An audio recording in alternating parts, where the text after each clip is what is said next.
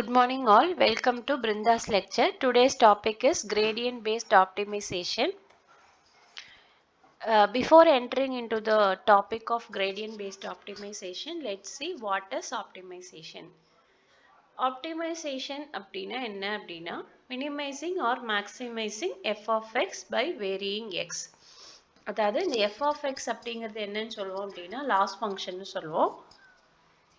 இந்த loss function நம்ம என்ன பண்ணணும் அப்படினா minimize பண்ணணும். மினிமைஸ் பண்ணனா என்ன ஆகும் அப்படின்னா எரர் வந்து கம்மியாகும்.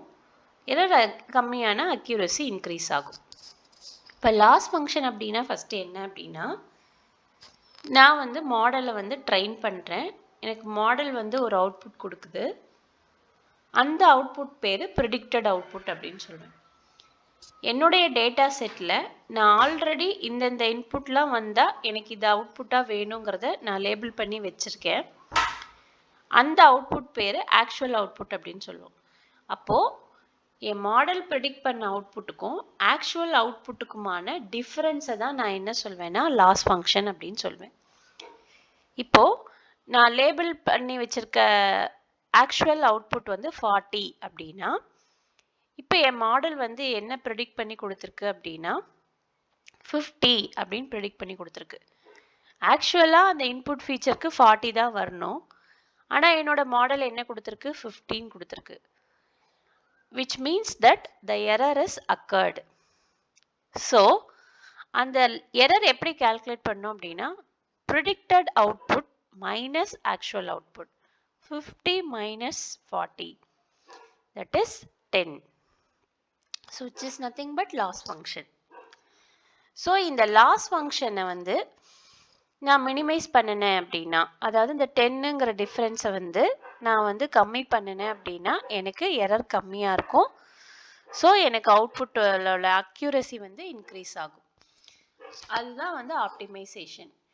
இப்போ இந்த ஆப்டிமைசேஷனோட கோல் என்ன அப்படின்னா எதுக்காக இந்த ஆப்டிமைசேஷன் பண்ணுறோம், இதோடைய அல்டிமேட் கோல் என்ன அப்படின்னா to minimise the loss function. இந்த loss function measures how well the model predictions match the actual data. என்னோட மாடல் ப்ரெடிக்ட் பண்ணது எந்த அளவுக்கு ஆக்சுவல் டேட்டாவோட மேட்ச் ஆகுது அப்படிங்கிறத மெஷர் பண்ணுறது தான் இந்த லாஸ் ஃபங்க்ஷன் மினிமைசேஷனுடைய கோல். இந்த ஃபங்க்ஷன் நம்ம மினிமைஸ் பண்ணுறதோடைய பேர் தான் நம்ம என்ன சொல்லுவோம்னா அப்ஜெக்டிவ் ஃபங்க்ஷன் அப்படின்னு சொல்லுவோம். இதுக்கு இன்னொரு பேர் error function, cost function or loss function அந்த மாதிரி சொல்லுவோம். So this is called optimization. இப்போ next gradient descent அப்படின்னா என்ன அப்படின்னா it is defined as one of the most commonly used iterative optimization. நம்ம ஆப்டிமைசேஷன் எனக்கு தெரியும் லாஸ் ஃபங்க்ஷன் வந்து கம்மி பண்ணணும் எதுக்குன்னா அக்யூரசி இன்க்ரீஸ் பண்ணுறதுக்கு. இப்போது நான் சொன்னேன் இல்லையா அந்த 10ங்கிறது வந்து எரர் அப்படின்னு சொன்னேன்.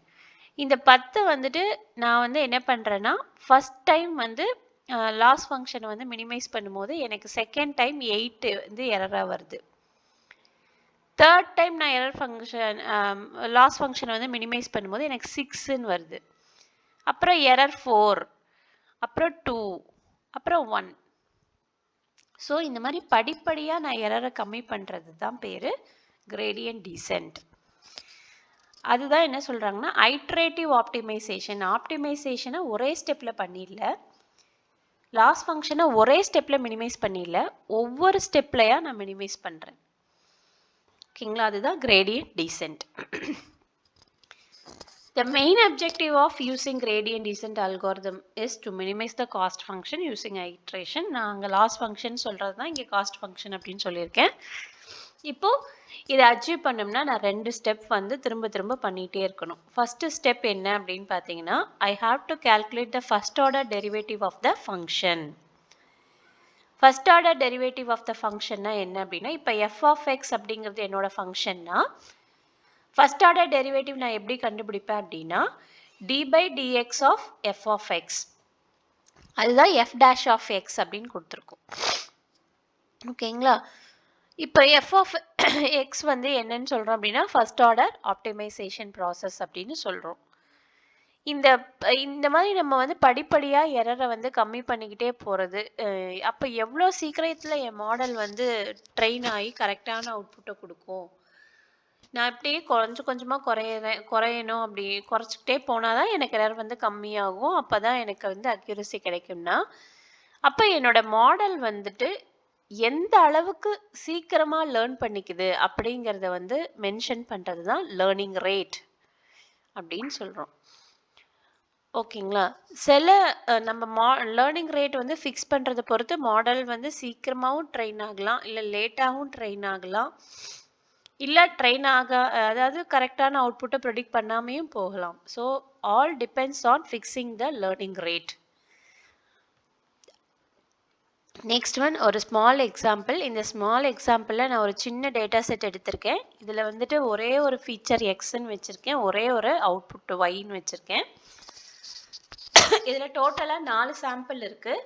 இந்த 4 சாம்பிள்லேயும் ஃபஸ்ட்டு சாம்பிளுக்கு 1ங்கிற இன்புட் ஃபீச்சர் இருந்ததுன்னா அதோடைய அவுட்புட் வந்து ஆக்சுவலாக 2 வரணும். இப்போ இன்புட் ஃபீச்சர் வந்து 2 இருந்ததுன்னா எனக்கு அவுட்புட் 4 வரணும், 3 இருந்ததுன்னா 6 வரணும், 4 இருந்ததுன்னா 8 வரணும். இந்த மாதிரி நான் வந்து என்ன பண்ணிட்டேன் அப்படின்னா நானே வந்து டிஃபைன் பண்ணி வச்சுருக்கேன். இது வந்து ஒரு சூப்பர்வைஸ்டு லேர்னிங். நான் வந்து அவுட்புட்ஸ் எல்லாம் வந்து லேபிள் பண்ணி வச்சுருக்கேன். சரிங்களா? இந்த அவுட்புட் வந்து லேபிள் பண்ணதில் எனக்கு வந்து இப்போ நம்ம முதல்ல சொன்னோம் 2 அவுட்புட் இருக்கு. ஒன்று வந்து ப்ரிடிக்டட், இன்னொன்று வந்து ஆக்சுவல் அவுட்புட்னு. இப்போ இந்த இடத்துல இந்த ஒய் காலம்னோட டேட்டா செட்டில் இந்த 2, 4, 6, 8 எல்லாம் இருக்குதுல்ல, இது வந்து நான் வந்து ஆக்சுவல் அவுட்புட் அப்படின்னு சொல்லுவேன். அப்படின்னா என்னன்னா எனக்கு 1 கொடுத்தேன்னா எனக்கு 2 வந்து